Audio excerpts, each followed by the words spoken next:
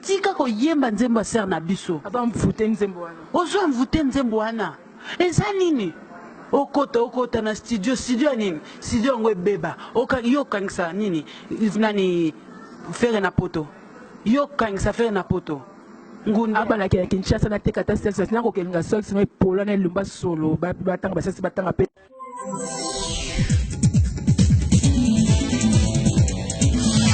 grâce mbisi zota misu ya grâce mbisi betaka lokola ndeke grâce mbisi suki ya salite grâce mbisi za lokola likaba et ça quoi nyata baza vraiment salité yo mwasi mobimbo zoleka na télévision oloba ki sokola sexe na yo na produit mama te soki totali yo bien obimaka biloko tobenga na swahili bivignon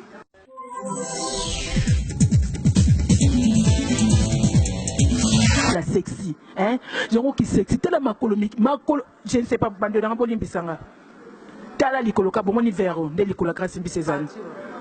natanga kombo na vraiment permettre nga vraiment mama likolo vraiment boye mama nanga tala ndenge mukongo avoya lokola mukoko mundele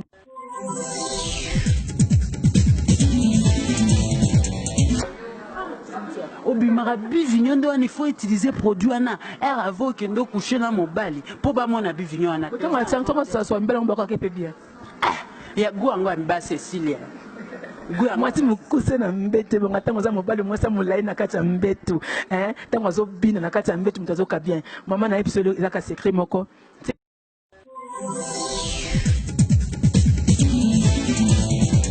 la salité mwasi alombaka solo abimaka bivignon aitizaka produit okosana kombo yango te la salité otelema ofinga na fere aza ya niveau ne ote